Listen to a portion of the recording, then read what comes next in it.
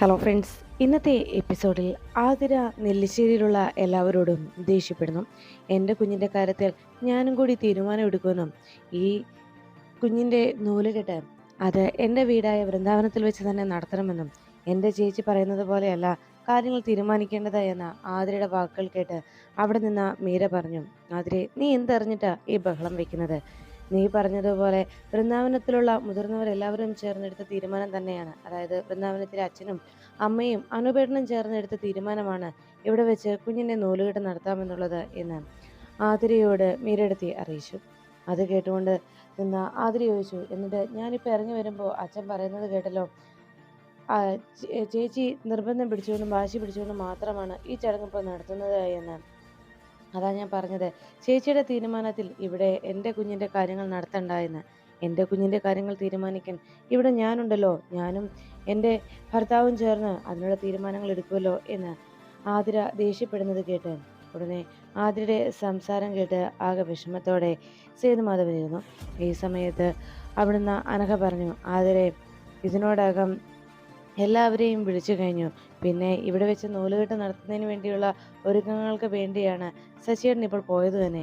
ഇനിയിപ്പോൾ അത് മാറ്റുക എന്ന് പറഞ്ഞാൽ ബുദ്ധിമുട്ടുള്ള കാര്യമാണ് എന്ന് പറഞ്ഞപ്പോൾ ഉടനെ ആതിര ചോദിച്ചു, ആർക്ക് ബുദ്ധിമുട്ടാന്ന്, എൻ്റെ ചേച്ചിക്കോ എന്ന് ചോദിച്ചതും അർച്ചന ആതിരെ എന്ന് വിളിച്ചു. ഉടനെ അർച്ചന പറഞ്ഞു, എൻ്റെ കുഞ്ഞിൻ്റെ കാര്യത്തിൽ തീരുമാനങ്ങൾ എടുത്തപ്പോൾ എന്നോടെങ്കിലും നിങ്ങൾക്ക് എല്ലാവർക്കും ചോദിക്കാമായിരുന്നല്ലോ, ഞാനിവിടെ ഉണ്ടായിരുന്നല്ലോ. എൻ്റെ വീട്ടിൽ വെച്ച് തന്നെ കുഞ്ഞിനെ നൂലുകെട്ട് നടത്തണം, അതെനിക്ക് നിർബന്ധമാണെന്ന് പറഞ്ഞപ്പോൾ ഉടനെ അർച്ചന വേഗം എഴുന്നേറ്റിട്ട് പറഞ്ഞു, ആതിരെ, നീ ആവശ്യമില്ലാത്ത കാര്യങ്ങളൊന്നും പറയേണ്ടതില്ല. കുഞ്ഞിൻ്റെ ഇപ്പോഴത്തെ ഹെൽത്ത് കണ്ടീഷൻ കൂടി നീ അറിയണം.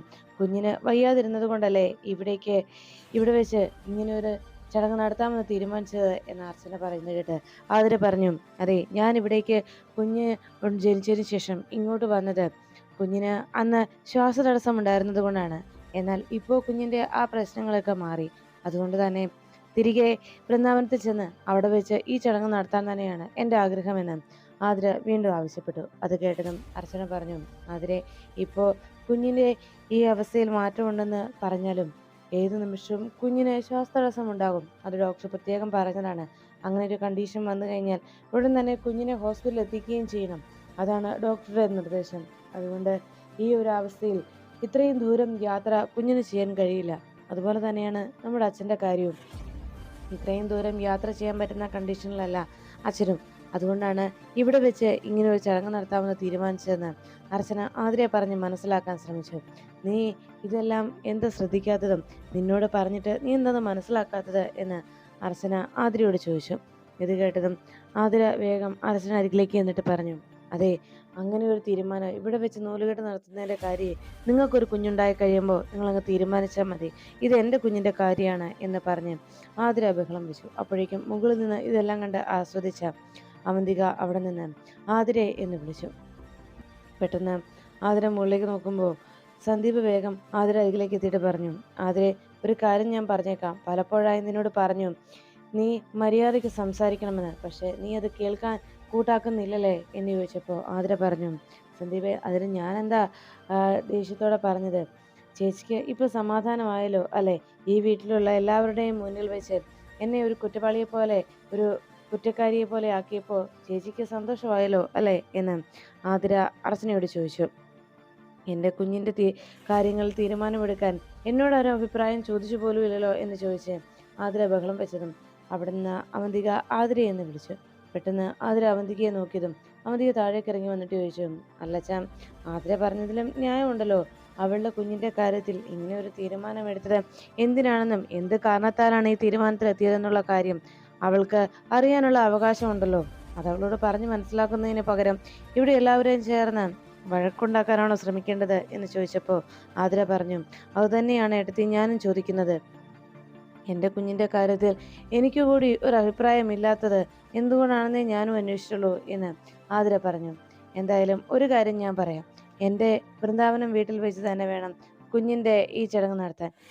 അവന്തിയെടുത്തിയും എൻ്റെ ചേച്ചിയും പോലെ തന്നെ ഞാനും ഈ വീട്ടിലെ മരുമകൾ തന്നെയാണ്. ഇവർക്കെല്ലാവർക്കും നിങ്ങൾക്കെല്ലാവർക്കുമുള്ള അതേ സ്ഥാനം എനിക്കും ഈ വീട്ടിലുണ്ട്.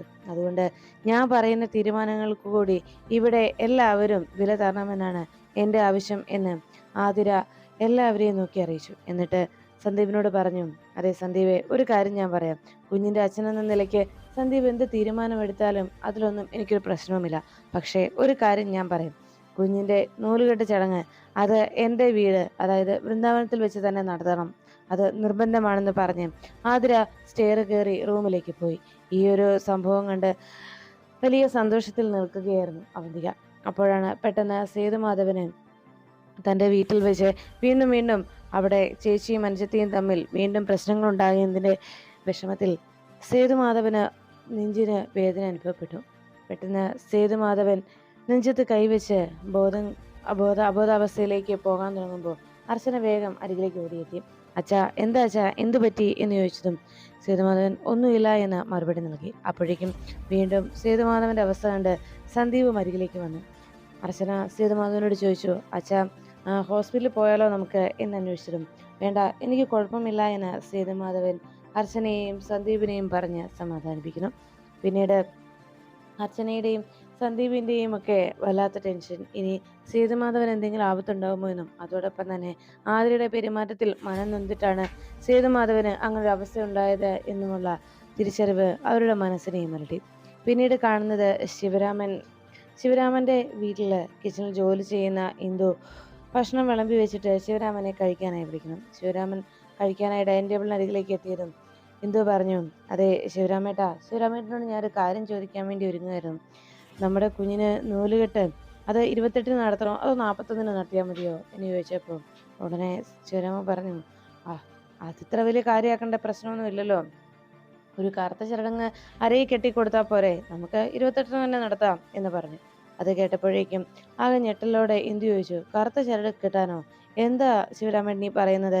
കുഞ്ഞിന് പൊന്നരഞ്ഞാണം മേടിക്കണ്ടേ എന്ന് ഇന്ദു അന്വേഷിച്ചതും ശിവരാമൻ പറഞ്ഞു, എന്തിന്? അതിനൊന്നും എൻ്റെ കയ്യിൽ പണമില്ല. പിന്നെ ഈ അനാവശ്യമായിട്ട് ചെലവുകൾക്കൊക്കെ എന്തിനാ പണം ചെലവാക്കുന്നത്? പൊന്നരഞ്ഞാണത്തിനുള്ള പണമൊന്നും ഇപ്പം എൻ്റെ കയ്യിലില്ല എന്ന് പറഞ്ഞപ്പോൾ ഉടനെ ഇന്ദു ചോദിച്ചു, അല്ല ശിവരാമേട്ടാ, അവിടെ നെല്ലിശ്ശേരിയിൽ ചോദിച്ചാൽ അവിടുന്ന് പണം തരില്ലേ എന്ന് ചോദിച്ചിട്ടും ഇന്ദുവിനോട് ശിവരാമൻ പറഞ്ഞു, വെറുതെ വേണ്ടാത്ത കടങ്ങളൊക്കെ വലിച്ചു വെക്കേണ്ട ആവശ്യമില്ല, അതിന് തയ്യാറാകണ്ട. പിന്നെ ഞാൻ പറഞ്ഞല്ലോ 28-ന് തന്നെ നമുക്ക് ചടങ്ങ് നടത്താം. ഒരു കറുത്ത ചരട് അരയിൽ കെട്ടേണ്ട കാര്യമല്ലേ ഉള്ളൂ. പിന്നെ അതുമല്ല, നമ്മൾ രണ്ടുപേരും മാത്രം പങ്കെടുക്കുന്ന ചടങ്ങല്ലേ, അധികം ആരെയും വിളിക്കുകയും വേണ്ട. പിന്നുള്ളത് നീ വേണമെങ്കിൽ നിന്റെ അച്ഛനെ അമ്മയും കൂടി വേണേ വിളിച്ചോ എന്ന് പറഞ്ഞു. അത് കേട്ടപ്പോഴേക്കും ഇന്ദു പറഞ്ഞു, അതെ വേണ്ട, നിങ്ങളൊന്നും ചെയ്യണ്ട, എൻ്റെ കുഞ്ഞിൻ്റെ കാര്യമല്ലേ, അതെ എനിക്ക് നടത്തിയല്ലേ പറ്റൂ, ഞാൻ നോക്കിക്കോളാം എന്ന് പറഞ്ഞ് ഇന്ദു ദേഷ്യപ്പെട്ട് കിച്ചണിൽ നിന്ന് പോകുമ്പോൾ ശിവരാമൻ ആലോചിച്ചു, അതെ നമ്മുടെ കുഞ്ഞിൻ്റെ ചടങ്ങ് നീ പ്രതീക്ഷിക്കുന്നതിലും ഗംഭീരമായിട്ടാണ് നടക്കാൻ പോകുന്നത്. കുഞ്ഞിൻ്റെ നൂലുകെട്ട് ചടങ്ങ് ഒരു ഉത്സവമായിട്ടാണ് നെല്ലിശ്ശേരിക്കാർ ആഘോഷിക്കുന്നത്. അത് നീ അറിയുന്നില്ലെന്നേ ഉള്ളൂ. പിന്നെ ഇവിടെയുള്ള ആ കുരുപ്പിൻ്റെ കാര്യം, ആ എണ്ണം കെട്ട കുരുപ്പിന് ഒരു കറുത്ത ചരട് തന്നെ അത് ധാരാളമാണ് എന്ന് ശിവരാമൻ ആലോചിച്ചുകൊണ്ട് വേഗം ഭക്ഷണം എടുത്ത് കഴിച്ചു. അപ്പോഴാണ് അർച്ചന പതിയെ ഗാർഡനിലേക്ക് എത്തി ഫോൺ എടുത്ത് അനൂപിനെ വിളിച്ചത്. കോള് വരുന്നത് കണ്ട് അനൂപ് അച്ചു ആണ് വിളിക്കുന്നത് കണ്ടതോടെ അനൂപിന് വലിയ സന്തോഷമായി. കോൾ അറ്റൻഡ് ചെയ്യുന്ന നേരത്ത് അർച്ചന ആരെങ്കിലും ആ പരിസരത്ത് താൻ ഫോൺ ചെയ്യുന്നത് കാണുന്നുണ്ടോ എന്ന് ചുറ്റുപാടും ഒന്ന് നോക്കി. അതിനുശേഷം അനൂപ്, അച്ചു എന്താ നീ വിളിച്ചത് എന്ന് വളരെ സന്തോഷത്തോടെ ചോദിച്ചപ്പോഴേക്കും അർച്ചന പറഞ്ഞു, അനൂപേട്ട, ഞാൻ വിളിച്ചത് അനൂപേട്ടനോടൊരു കാര്യം പറയാനാണ്. അനൂപേട്ടൻ്റെ അടുത്ത് അച്ഛനും അമ്മയും ആരെങ്കിലും ഉണ്ടോ എന്ന് ചോദിച്ചപ്പോൾ അനൂപ് പറഞ്ഞു, ഇല്ല മോളെ, എന്തെങ്കിലും പ്രശ്നമുണ്ടോ, എന്താ എന്ന് ചോദിച്ചപ്പോൾ അർച്ചന പറഞ്ഞു, ഏട്ടാ വേറൊന്നുമല്ല, ആതിരയുടെ കാര്യമാണ്. ആതിര ഓരോ ദിവസം കഴിയും തോറും ഇവിടെ കൂടുതൽ പ്രശ്നങ്ങൾ ഉണ്ടാക്കിക്കൊണ്ടിരിക്കുകയാണ്. എന്നെ എന്ത് വേണമെങ്കിലും പറഞ്ഞോട്ടെ, എന്നോട് എങ്ങനെ വേണമെങ്കിലും പെരുമാറിക്കോട്ടെ, അത് ഞാൻ ക്ഷമിച്ചാൽ മതിയല്ലോ. പക്ഷേ അതുപോലെ അല്ലല്ലോ ഏട്ടാ ഈ അവരെല്ലാവരും ആതിരയുടെ ഇത്തരം പെരുമാറ്റങ്ങൾ സഹിക്കണമെന്നും അവളുടെ അത്തരം തോന്നിവാസങ്ങൾ അംഗീകരിച്ചു കൊടുക്കണമെന്നും പറഞ്ഞാൽ, അത് വാശി പിടിച്ചാൽ അത് ചെയ്യാൻ അവർക്ക് കഴിഞ്ഞെന്ന് വരില്ല. അതുമാത്രമല്ല, എന്നെപ്പോലെ എല്ലാവർക്കും ക്ഷമിക്കാനും കഴിഞ്ഞെന്ന് വരില്ല എന്ന് പറഞ്ഞതും അനൂപ് ചോദിച്ചു, എന്താ മോളെ, എന്താ സംഭവിച്ചത്? ഉടനെ അർച്ചന അന്ന് നടന്ന സംഭവങ്ങളൊക്കെ അനൂപിനോട് പങ്കുവയ്ക്കുന്നു.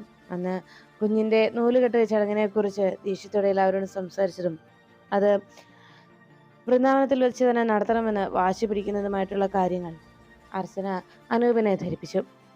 എല്ലാം കേട്ടതിന് ശേഷം അനൂപിനോട് അർച്ചന പറഞ്ഞു, അനൂപേട്ട, ഞാനിത് അച്ഛനെ വിളിച്ച് പറയാതിരുന്നത് അച്ഛന് വല്ലാത്ത ടെൻഷനും വിഷമവുമാകും. അതുകൊണ്ടാണ് ഞാൻ അനൂപേട്ടനെ വിളിച്ച് ഇക്കാര്യങ്ങളെല്ലാം പറഞ്ഞത്. എത്രയും പെട്ടെന്ന് ഇതിനൊരു തീരുമാനം ഉണ്ടാക്കണം അനൂപേട്ട, ഇല്ലെങ്കിൽ അത് കാര്യങ്ങൾ കൂടുതൽ വഷളാക്കിയേക്കും എന്ന് അർച്ചന അനൂപിനോട് പറഞ്ഞു. എല്ലാം കേട്ട് കഴിഞ്ഞതും അനൂപ് പറഞ്ഞു, അച്ചു, നീ സമാധാനത്തോടെ ഇരുന്നോ. നീ ഇപ്പോൾ ഇത് മറ്റാരോടും പറയണ്ട. ഞാൻ ഈ പ്രശ്നം വേണ്ട പോലെ കൈകാര്യം ചെയ്തോളാം എന്ന് പറഞ്ഞ് അനൂപ് ഫോൺ വെച്ചു. അതിനുശേഷം അർച്ചന ആകെ ടെൻഷനോടെ ഇനി എന്താ സംഭവിക്കുക എന്നറിയാത്ത ആശങ്കയിൽ അങ്ങനെ ഇരിക്കുമ്പോൾ പിന്നീട് കാണുന്നത് സന്ധി ഡോക്ടർ ക്ഷേത്രത്തിൽ രാവിലെ തൊഴാനായിരിക്കണം. ഭഗവാന്റെ മുന്നിൽ തൊഴുത് നിൽക്കുന്ന സന്ധ്യ ഡോക്ടർ പ്രാർത്ഥനയോടെ ആലോചിച്ചു, ഭഗവാനെ, എൻ്റെ പ്രാർത്ഥന എന്താണെന്ന് അവിടത്തേക്ക് അറിയാമല്ലോ. എനിക്ക് ഏറ്റവും പ്രിയപ്പെട്ട എൻ്റെ ഇക്കയെ എന്നിൽ നിന്ന് അടർത്തി മാറ്റിയവനെ ഇല്ലാതാക്കണം. ഒത്തിരി ജീവനുകൾക്ക് ഒത്തിരി ജന്മങ്ങൾക്ക് ജീവൻ പകർന്നു നൽകുന്ന ഒരു ഡോക്ടറാണ് ഞാൻ. എന്നാൽ ദൈവം നൽകിയ ആയുസ് എടുക്കാനുള്ള അധികാരവും എനിക്കില്ല. പക്ഷേ അവിടുന്ന് ഇത്തവണയെങ്കിലും ആ ധനുഷിനോട് അങ്ങനെ ഒരു ദയ കാണിക്കരുത്. അവൻ്റെ ജീവൻ ഇനിയും നിലനിർത്തിക്കൊണ്ട് പോകുന്നതിനുള്ള ദയ ഇനിയും ഭഗവാൻ കാട്ടരുത്. അവനെ എന്നേക്കുമായി ഈ ലോകത്ത് നിന്ന് പറഞ്ഞയക്കണം. ഇത്രയും ക്രൂരമായ കാര്യങ്ങൾ ചെയ്തു കൂട്ടുന്ന അവന് ഈ ലോകത്ത് ജീവിക്കാനുള്ള അവകാശമില്ല എന്ന് സന്ധ്യ ഡോക്ടർ പ്രാർത്ഥനയോടെ അങ്ങനെ നിന്നു. അതിനുശേഷം സന്ധ്യ ഡോക്ടർ തൊഴുത് പുറത്തേക്ക് ഇറങ്ങി നേരെ കാറിൽ കയറാനായി ഡോറ് തുറന്നതും അപ്പുറത്ത് മറ്റൊരു കാറിനരികിൽ നിൽക്കുന്ന നന്ദനെ കണ്ടു. സന്ധ്യ ഡോക്ടർ കാറിലേക്ക് കയറാൻ തുടങ്ങുമ്പോൾ സന്ധ്യ ഡോക്ടറെ നോക്കി പുഞ്ചിരിച്ചുകൊണ്ട് നിൽക്കുന്ന നന്ദനെ കണ്ട് സന്ധ്യ വേഗം കാറിന്റെ ഡോറടച്ചിട്ട് നന്ദന്റെ അരികിലേക്ക് ചെന്നു. നന്ദനോ? നന്ദൻ എന്താ ഇപ്പോ ക്ഷേത്രത്തിൽ തൊഴാമെന്നാണോ എന്ന് ചോദിച്ചതും, എന്നാ പോയി തൊഴുതിട്ട് വാ എന്ന് സന്ധ്യ ഡോക്ടർ നന്ദനോട് പറഞ്ഞു. അതെ, ഞാൻ ഇവിടേക്ക് വന്നത് തൊഴാനായിരുന്നില്ല, മറ്റൊരു കാര്യത്തിന് വന്നതാ എന്ന് പറഞ്ഞു. തൊഴാനല്ലേ? പിന്നെന്തിനാ എന്ന് ചോദിച്ചതും നന്ദൻ വേഗം ചിരിച്ചുകൊണ്ട് കാറിനകത്തിരിക്കുന്ന ഒരു ബൊക്കെ കയ്യിലേക്ക് എടുത്തു. അത് നന്ദൻ വേഗം തൻ്റെ മുന്നിൽ നിൽക്കുന്ന സന്ധ്യ ഡോക്ടറെ നേരെ നീട്ടി. ഇത് കണ്ടതോടെ സന്ധ്യ അതിശയപ്പെട്ടു നോക്കി. അപ്പോഴേക്കും Nandan many more happy returns of the day എന്ന് പറഞ്ഞ് ആ കയ്യിലിരുന്ന ബൊക്കെ ആ സന്ധ്യ ഡോക്ടറുടെ നേരെ നീട്ടി. സന്ധ്യ ഡോക്ടർ അതിശയപ്പെട്ടങ്ങനെ നോക്കുമ്പോൾ നന്ദൻ സംശയത്തോടെ ചോദിച്ചു, അല്ല, ഇന്നലെ സന്ധ്യ ഡോക്ടറുടെ ബർത്ത്ഡേ, എന്താ ശരിയല്ലേ എന്ന് ചോദിച്ചിട്ടും അതെ എന്ന് സന്ധ്യ മറുപടി നൽകി. അല്ല, എങ്ങനെയാ നന്ദൻ ഇക്കാര്യം മനസ്സിലായത്? Thank you Nandan. നന്ദൻ എങ്ങനെയാ ഇതറിഞ്ഞത് എന്ന് ചോദിച്ചിട്ടും നന്ദൻ ആ പൂവ് ബൊക്കെ കയ്യിലേക്ക് കൊടുത്തിട്ട് സന്തോഷത്തോടെ പറഞ്ഞു, അതൊക്കെ ഞാൻ അറിഞ്ഞു. ഈ നമുക്ക് പ്രിയപ്പെട്ടവരുടെ വിശേഷ ദിവസങ്ങൾ നമുക്ക് മറക്കാൻ പറ്റില്ലല്ലോ എന്ന് ചോദിച്ചതും നമുക്കോ? അതാരാ എന്ന് ചോദിച്ചപ്പോൾ സന്ധ്യയുടെ ചോദ്യം കേട്ട് നന്ദൻ പറഞ്ഞു, നമുക്കെന്ന് പറഞ്ഞാൽ ഞാനും പിന്നെ ആരുമില്ല എന്ന് നന്ദൻ മറുപടി നൽകി. അല്ല, ഞാനിതൊക്കെ എങ്ങനെ അറിഞ്ഞു എന്നായിരിക്കും ഡോക്ടറുടെ സംശയം അല്ലേ? അതൊക്കെ ഞാൻ പിന്നീട് പറയാട്ടോ എന്ന് നന്ദൻ സന്ധ്യയോട് അറിയിച്ചു. അപ്പോഴേക്കും സന്ധ്യ ഡോക്ടർ പറഞ്ഞു, ഇതുപോലെയുള്ള സർപ്രൈസുകൾ എൻ്റെ ജീവിതത്തിൽ ഇനി ഒരിക്കലും മടങ്ങി വരില്ല എന്നായിരുന്നു ഞാൻ കരുതിയിരുന്നത്. സത്യത്തിൽ ഇത് വലിയൊരു സർപ്രൈസ് തന്നെയായി പോയി നന്ദൻ. നമ്മളെ സ്നേഹിക്കുന്നവർ തന്നെയാണ് നമുക്ക് സർപ്രൈസിനായിട്ട് കാത്തിരിക്കുന്നത് എന്ന് എനിക്ക് അറിയാം. അതുകൊണ്ട് തന്നെ നന്ദൻ്റെ ഈ ഒരു സന്തോഷം, എന്നെ ഓർത്തതിൻ്റെ ആ ഒരു സന്തോഷം, അത് തീർച്ചയായിട്ടും എന്നും എൻ്റെ മനസ്സിലുണ്ടാവുമെന്ന് നന്ദനോട് സന്ധ്യ ഡോക്ടർ അറിയിച്ചു. എന്തായാലും ഒരിക്കലും ഇങ്ങനെ ഒരു തിരിച്ചുവരവ് എൻ്റെ ജീവിതത്തിൽ ഇതുപോലെയുള്ള സന്തോഷ നിമിഷങ്ങൾ ഇനി വരില്ല എന്ന് തന്നെയായിരുന്നു ഞാൻ കരുതിയത് എന്ന് സന്ധ്യ ഡോക്ടർ നന്ദനോട് പറഞ്ഞു. ഇത് കേട്ടതും നന്ദൻ പറഞ്ഞു, ഇനി ഒരിക്കലും വരില്ല എന്ന് കരുതണ്ട. ഇനി ഇതുപോലെയുള്ള സന്ദർഭങ്ങൾ ജീവിതത്തിൽ എന്നും ഉണ്ടാകുമെന്ന് ചിന്തിച്ചാൽ മാത്രം മതി. ഒരിക്കലും ഞാൻ അങ്ങനെ പറയാൻ തന്നെയാണ് ആഗ്രഹിച്ചിരുന്നതും. എന്നാൽ ഈ ഒരു സന്ദർഭത്തിൽ സന്ധ്യയോട് ഇനി എന്ത് പറയുമെന്ന് അറിയില്ലെന്ന് മാത്രമേ ഉള്ളൂ എന്ന് നന്ദൻ അറിയിക്കുമ്പോൾ ഇത് കേട്ട് നിന്ന സന്ധ്യ ഡോക്ടർ പറഞ്ഞു, എനിക്കറിയാം നന്ദൻ ഇപ്പോൾ ഓരോ തവണയും എന്നോട് പറയുന്ന കാര്യങ്ങൾ ഓരോന്നും എനിക്ക് മനസ്സിലാവുന്നുണ്ട്. നന്ദൻ പറയാതെ പറയുന്ന എന്നോടുള്ള ഇഷ്ടത്തെക്കുറിച്ചും എനിക്ക് മനസ്സിലാവുന്നുണ്ട്. പക്ഷേ ഇപ്പോൾ എൻ്റെ ജീവിതത്തിൽ മറ്റു പല ലക്ഷ്യങ്ങളും ഞാൻ ആലോചിച്ച് വെച്ചിട്ടുണ്ട്. വേറൊന്നുമല്ല, ഇപ്പോൾ മറ്റൊരു കാര്യമാണ് എൻ്റെ മനസ്സിൽ നിറയുള്ളത്. ഞാനൊരു ഡോക്ടർ എന്നതിനേക്കാൾ ഉപരി ഒരു സാധാരണ സ്ത്രീ കൂടിയാണെന്നുള്ള കാര്യം നന്ദൻ മറന്നു പോകരുത്. അതുകൊണ്ട് തന്നെ എൻ്റെ മനസ്സിൽ പലപ്പോഴും പല ആശങ്കകളും പല ഭയങ്ങളും വന്നു മൂടാറുണ്ട്. എന്നാൽ ചിലപ്പോൾ അതിനെല്ലാം തരണം ചെയ്ത് എൻ്റെ മനസ്സിനെ ഞാൻ പാകപ്പെടുത്തി ധൈര്യം സംഭരിച്ചങ്ങനെ നിൽക്കുമ്പോൾ നന്ദനെ പോലെയുള്ളവരുടെ സ്നേഹത്തോടെയുള്ള ഇത്തരം സമ്മാനങ്ങളും ഇത്തരം നിമിഷങ്ങളുമൊക്കെ ചിലപ്പോൾ എന്നെ ദുർബലയാക്കി കളയും. ചിലപ്പോൾ എൻ്റെ മനസ്സിനെ ആ പഴയ പാകതയിൽ നിന്ന് എന്നേക്കുമായി തിരികെ നടക്കാനായി എന്നെ പ്രേരിപ്പിച്ചേക്കും. അതുകൊണ്ട് തന്നെ എൻ്റെ മനസ്സിലെ ലക്ഷ്യങ്ങളിലേക്ക് എത്തിച്ചേരാൻ ചിലപ്പോൾ എനിക്ക് കഴിഞ്ഞെന്ന് വരില്ല എന്ന് സങ്കടത്തോടെ സന്ധ്യ ഡോക്ടർ പറയുമ്പോൾ ഇത് കേട്ട നന്ദൻ സന്ധ്യ നോക്കുന്നത് കണ്ട് സന്ധ്യ പറഞ്ഞു, എനിക്ക് ഭയമാണ്. ഇനിയും ഇതുപോലെയുള്ള സ്നേഹം വെച്ച് നീട്ടി അവസാനം ഈ സ്നേഹവും തട്ടിക്കളയുമോ എന്ന് എനിക്ക് ആശങ്കയുണ്ട്. എന്നിൽ നിന്ന് ഈ സ്നേഹവും അടർത്തിയെടുക്കുമോ എന്നുള്ള ആശങ്ക എൻ്റെ മനസ്സിനെ വല്ലാതെ അലട്ടുന്നുണ്ടെന്ന് നന്ദനോട് സന്ധ്യ ഡോക്ടർ അറിയിച്ചു. അത് കേട്ടതും നന്ദൻ പറഞ്ഞു, ഒരിക്കലുമില്ല, അങ്ങനെ ഒരു ചിന്ത സന്ധ്യയുടെ മനസ്സിൽ പോലും ഉണ്ടാകരുത്. സന്ധ്യയ്ക്ക് ഇപ്പോൾ ഒരു സംശയമുണ്ടായിരുന്നു എന്ന് പറഞ്ഞില്ലേ, എന്തിന് താൻ എന്നത്? ആ ഒരു ചോദ്യത്തിന് മറുപടി ഇപ്പോൾ എനിക്ക് പറയാൻ കഴിയില്ല. പക്ഷേ ഇപ്പോൾ എന്നല്ല, എപ്പോഴും താൻ ഉണ്ടാവും എന്ന് തന്നെയാണ്. ഇന്നും എന്നും എപ്പോഴും താൻ എൻ്റെ കൂടെ ഉണ്ടാവണമെന്ന് തന്നെയാണ് എൻ്റെ ആഗ്രഹവും. പിന്നെ അറിയാവല്ലോ, നമ്മുടെ രണ്ടുപേരുടെയും ജീവിതത്തിൽ നമ്മൾ പ്രതീക്ഷിക്കാത്ത കാര്യങ്ങളാണ് സംഭവിച്ചത്. സന്ധ്യയ്ക്ക് സന്ധ്യയുടെ ജീവിതം എന്നേക്കുമായി നഷ്ടമായി. ജീവിതത്തിൽ നിന്നും സന്ധ്യയ്ക്ക് നഷ്ടമായപ്പോൾ എനിക്ക് നഷ്ടമായത് എൻ്റെ ജീവിതത്തിൽ നിന്ന് തന്നെയാണ്. കൺമുന്നിൽ ഉണ്ടായിട്ടും എനിക്ക് എൻ്റെ ജീവിതം നഷ്ടമായി. ഇപ്പോൾ എൻ്റെ ഓരോ ദിവസങ്ങളിൽ എന്നെ ഏറ്റവും കൂടുതൽ അലട്ടുന്നത് എൻ്റെ ഭാവിയെക്കുറിച്ചുള്ള ചിന്തകൾ തന്നെയാണ്. എൻ്റെ ജീവിതത്തിൽ പാഴായി പോകുന്ന എൻ്റെ ഭാവി ജീവിതത്തെക്കുറിച്ച് ഓർത്ത് എനിക്ക് വല്ലാത്ത ആശങ്കയുമുണ്ട് എന്ന് നന്ദൻ സന്ധ്യ ഡോക്ടറെ അറിയിച്ചു. അതൊക്കെ പോട്ടെ, ഇന്ന് സന്ധ്യ ലീവല്ലേ എന്ന് ചോദിച്ചതും സന്ധ്യ പറഞ്ഞു, ഇല്ല, ബർത്ത്ഡേയുടെ കാര്യമൊന്നും ഞാനിന്ന് ആലോചിച്ചിരുന്നില്ല. ഇങ്ങനെയൊരു സർപ്രൈസ് ഉണ്ടെന്ന് അറിഞ്ഞിരുന്നില്ലല്ലോ. അതുകൊണ്ട് സാധാരണ പോകുന്ന പോലെ ഹോസ്പിറ്റലിൽ പോകാനും ഇന്ന് ലീവ് എടുക്കാതെ ഹോസ്പിറ്റലിൽ പോകുന്നത് തന്നെയാണ് ഞാൻ കരുതിയിരുന്നത് ഡോക്ടർ പറയുന്നു. അത് കേട്ടതും ഉടനെ നന്ദൻ പറഞ്ഞു, അങ്ങനെയാണെങ്കിൽ ഒന്ന് ഹോസ്പിറ്റലിൽ വിളിച്ച് പറയാവോ ഇന്ന് ചെല്ലില്ല എന്ന്, ഇന്ന് ലീവാണെന്നുള്ള കാര്യം. എന്നിട്ട് നമുക്ക് ഇന്നത്തെ ദിവസം ഒന്ന് ചുറ്റാമായിരുന്നു, എല്ലായിടവും ഒന്ന് ചുറ്റിയടിക്കാമായിരുന്നു. എന്നിട്ട് നമുക്ക് ഒരുമിച്ച് ഒന്ന് ഭക്ഷണമൊക്കെ കഴിച്ച്, എന്താ അത് സന്തോഷമുള്ള കാര്യമല്ലേ എന്ന് ചോദിച്ചപ്പോൾ സന്ധ്യ പറഞ്ഞു, അതിപ്പോൾ നടക്കില്ലെന്ന് ഞാൻ പറഞ്ഞാലും നന്ദൻ അതിന് സമ്മതിക്കില്ലല്ലോ. ഇനിയിപ്പോൾ ലീവ് എടുക്കില്ല എന്ന് പറഞ്ഞാലും നന്ദന്റെ തീരുമാനമല്ലേ നടപ്പിലാവുകയുള്ളൂ. അതുകൊണ്ട് നന്ദൻ പറഞ്ഞതുപോലെ തന്നെ ചെയ്യാമെന്ന് സന്ധ്യ നന്ദന് സമ്മതം മൂളുന്നു. ഇത് കേട്ടതും നന്ദൻ പറഞ്ഞു, ശരി, ഒത്തിരി സന്തോഷമായെന്ന് പറഞ്ഞങ്ങനെ നിൽക്കുമ്പോൾ സന്ധ്യ ചോദിച്ചു, എന്തായാലും ഇവിടെ വരെ വന്നതല്ലേ, ഒന്നകത്ത് കയറി ഭഗവാനെ ഒന്ന് കണ്ടേക്ക് എന്ന് സന്ധ്യ അറിയിച്ചതും നന്ദൻ പറഞ്ഞു, ഭഗവാന്റെ മുന്നിൽ എന്നും ചെന്ന് എനിക്ക് പ്രാർത്ഥിക്കാനുള്ളത് ഒന്ന് മാത്രമായിരുന്നു. എന്തായാലും എൻ്റെ പ്രാർത്ഥനയ്ക്ക് ഫലം കണ്ടു തുടങ്ങിയിട്ടുണ്ട്. കുറച്ചൊക്കെ അതിന് അനുകൂലമായിട്ടുള്ളതും എൻ്റെ ആഗ്രഹം സഫലമാകുന്ന രീതിയിലാണ് ഇപ്പോൾ ചില കാര്യങ്ങൾ സംഭവിക്കുന്നത്. അതുകൊണ്ട് പൂർണ്ണമായും എൻ്റെ ആ പ്രാർത്ഥന സഫലമായതിനു ശേഷം ഭഗവാന് പോയി മനസ്സ് നിറഞ്ഞ് ഞാൻ നന്ദി പറഞ്ഞോളാം. കുറേശ്ശെ ചെന്ന് നന്ദി അറിയിക്കുന്നതിനേക്കാൾ നല്ലത് അതുതന്നെയാണല്ലോ എന്ന് നന്ദൻ സന്ധ്യ ഡോക്ടറോട് അറിയിച്ചു. ഡോക്ടർ അത് കേട്ട് അങ്ങനെ പുഞ്ചിരിയോടെ നിൽക്കുമ്പോൾ അനൂപും ദയാനന്ദം മാഷും കമലെടുത്തിയും കൂടി നെല്ലിശ്ശേരിയിലേക്ക് എത്തി. ആ സമയത്ത് സേതുമാധവനും അനഘയും അവരെ എല്ലാവരെയും സ്നേഹത്തോടെ സ്വീകരിച്ചു. എല്ലാവരും ഹാളിലേക്ക് സ്വീകരിച്ചെത്തിയപ്പോഴാണ് സ്കൂളിൽ പോകാനായി റെഡിയായി താഴേക്ക് വരുന്ന ആവണിമോള് അനൂപിനെ കണ്ടത്. ദേ അച്ഛൻ വന്നല്ലോ അമ്മയെന്ന് പറഞ്ഞ് മേരിയോടൊപ്പം വന്ന ആവണിമോള് വേഗം അനൂപിന്റെ അരികിലേക്ക് ഓടി വന്നു. അച്ഛാ എന്ന് പറഞ്ഞ് അനൂപിനെ കെട്ടിപ്പിടിച്ച് സന്തോഷം അറിയിച്ചു. ഉടനെ മീര വന്ന് അനൂപിന്റെ കാലിന്റെ അവസ്ഥ കൂടി ഒന്ന് നോക്കി അപ്പുറത്തേക്ക് മാറി.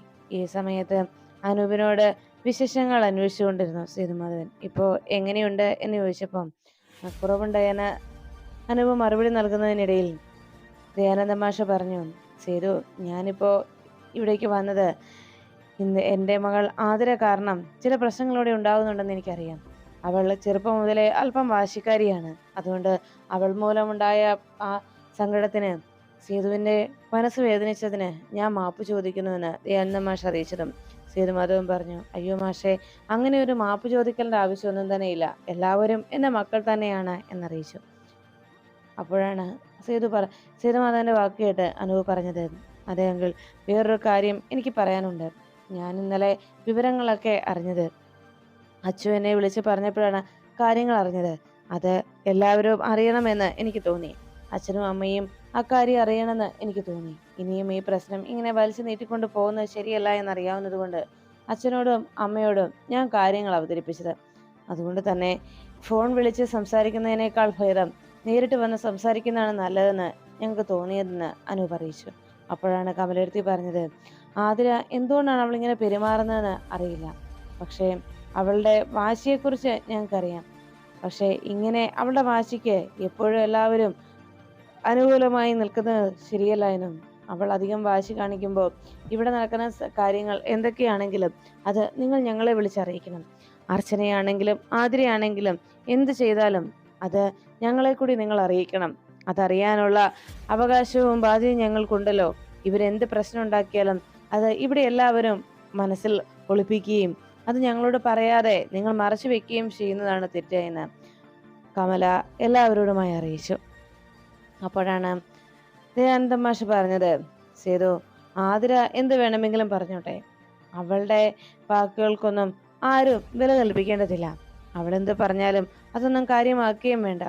നമ്മളെല്ലാവരും തീരുമാനിച്ചതുപോലെ ഈ നൂലുകെട്ട് ചടങ്ങ് അത് ഇവിടെ വെച്ച് തന്നെ നടക്കട്ടെ എന്ന് പറഞ്ഞപ്പോൾ പെട്ടെന്ന് ആതിര അവിടേക്ക് ഇറങ്ങി വന്നു. അച്ഛാ എന്ന് വിളിച്ചുകൊണ്ട് അവിടേക്ക് ഓടിയെത്തിയ ആതിരയുടെ ആ സംസാരം കണ്ട് എല്ലാവരും അതിശയപ്പെട്ടു നോക്കി. ഉടനെ ആതിര അരികിലേക്ക് എത്തി ചോദിച്ചു, അച്ഛാ, അച്ഛനെന്താ ഈ പറഞ്ഞത്? ചേച്ചിയുടെ തീരുമാനമാണോ അച്ഛനും ഈ അറിയിക്കുന്നത്? ചേച്ചി പറയുന്നത് പോലെ അച്ഛനും അമ്മയും അതുപോലെ തന്നെ പെരുമാറുകയാണോ? എൻ്റെ കുഞ്ഞിൻ്റെ കാര്യത്തിൽ എനിക്ക് എന്താ ഒരു അവകാശവും അധികാരവും ഇല്ലേ എന്ന് ചോദിച്ചപ്പോൾ ആതിര അരികിലേക്ക് കമലെടുത്ത് എഴുന്നേറ്റ് വന്ന് ചോദിച്ചു, നിന്റെ കുഞ്ഞോ? നീ കുറേ ദിവസമായല്ലോ തുടങ്ങിയിട്ട് നിന്റെ കുഞ്ഞ് എന്നുള്ള ഒരു പല്ലവി. അല്ല, ഈ ലോകത്ത് നീ മാത്രമേ പ്രസവിച്ചിട്ടുള്ളോ? നിനക്ക് മാത്രമേ കുഞ്ഞുള്ളോ? നിന്റെ ഒരു കുഞ്ഞ് എന്ന് പറഞ്ഞ് കമലെടുത്ത് ദേഷ്യപ്പെട്ടു. നീ ഇങ്ങനെ നിന്റെ കുഞ്ഞ് എന്ന് പറഞ്ഞ് ഇങ്ങനെ ബഹളം വെക്കേണ്ട കാര്യമൊന്നും തന്നെ ഇല്ല. ഇങ്ങനെ ഒരു സ്വഭാവം ഇത് ആദ്യമായിട്ടാണല്ലോ ആതിരെ കാണുന്നത്. അപ്പോഴേക്കും മീരടുത്തി പറഞ്ഞു, അതെ ആതിരെ, നിന്റെ ചില നേരത്തെ സംസാരം കണ്ടു കഴിഞ്ഞാലുണ്ടല്ലോ ആകെ അതിശയം തോന്നും. കാരണം ഞാനും ഒരു കുഞ്ഞിനെ പ്രസവിച്ചതാണ്. പക്ഷേ നിന്റെ സംസാരവും പ്രവൃത്തിയും കണ്ടാൽ ഈ ലോകത്ത് നീ മാത്രമേ അങ്ങനെ ചെയ്തിട്ടുള്ളൂ എന്നാണല്ലോ തോന്നുക. നീ എന്താ അതിരെ ഇങ്ങനെയെല്ലാം പെരുമാറുന്നത്? മറ്റുള്ളവരോട് ഇങ്ങനെ യാതൊരു സ്നേഹവും മര്യാദയും ഇല്ലാതെ നീ ഇങ്ങനെ പെരുമാറുന്നത് എന്തുകൊണ്ടാണ് ആതിരെ എന്ന് മീരടുത്തി അന്വേഷിച്ചു. അപ്പോഴേക്കും മീരടുത്തിയുടെ വാക്കുകൾ കേട്ട് ആതിര വീണ്ടും ബഹളം ഉണ്ടാക്കി. അതെ, ഇപ്പോ ചേച്ചിക്ക് സമാധാനമായി കാണുമല്ലോ അല്ലെ? എല്ലാവരുടെയും മുന്നിൽ വെച്ച് എന്നെ ചീത്ത പറഞ്ഞപ്പോ എല്ലാവരും എന്നെ കൂട്ടം കൂടി നിന്ന് ഇങ്ങനെ ദേഷ്യപ്പെട്ടപ്പോ ചേച്ചിക്ക് സന്തോഷമായി കാണുമല്ലോ. ചേച്ചിയുടെ ആഗ്രഹമാണല്ലോ ഇവിടെ എല്ലാം നടപ്പിലാവുന്നത് എന്ന് ചോദിച്ച് ആതിര അർച്ചനയുടെ നേരെ തിരിഞ്ഞു. ഇതെല്ലാം കേട്ട് നിന്ന സന്ദീപ് ഉടനെ ആതിരയോട് പറഞ്ഞു, ആതിരെ, നിന്നോട് ഞാൻ നേരത്തെ പറഞ്ഞിട്ടുണ്ട്, അനാവശ്യമായി നീ ശബ്ദം ഉയർത്തുകയോ ബഹളം വെക്കുകയോ ചെയ്യണ്ട എന്ന്. പിന്നെ ഈ നിൽക്കുന്ന എൻ്റെ ഏട്ടത്തി ഇവിടെ കാര്യങ്ങൾ തീരുമാനിക്കുന്നുണ്ടെങ്കിൽ അതിന് ഏട്ടത്തിക്കുള്ള അവകാശമുണ്ട്. നിന്നേക്കാളും മുൻപേ ഈ കുടുംബത്തേക്ക് വന്നു കയറിയതാണ് എൻ്റെ ഏട്ടത്തി. വന്ന നാൾ മുതൽ എൻ്റെ ഏട്ടത്തിക്ക് ഞാൻ നൽകിയിരിക്കുന്ന സ്ഥാനം എൻ്റെ അമ്മയുടെ സ്ഥാനമാണ്. അതുകൊണ്ട് തന്നെ ആ സ്ഥാനത്ത് നിന്നുകൊണ്ട് ഏട്ടത്തി എന്ത് തീരുമാനം എടുത്താലും അത് ന്യായവുമായിരിക്കും. അതുകൊണ്ട് ആ തീരുമാനത്തിനൊപ്പം ഞങ്ങൾ നിൽക്കുകയും ചെയ്യും. അതിനി നീ എന്തൊക്കെ പറഞ്ഞാലും ശരിയാതിരെ എന്ന് സന്ദീപ് ദേഷ്യപ്പെട്ടു.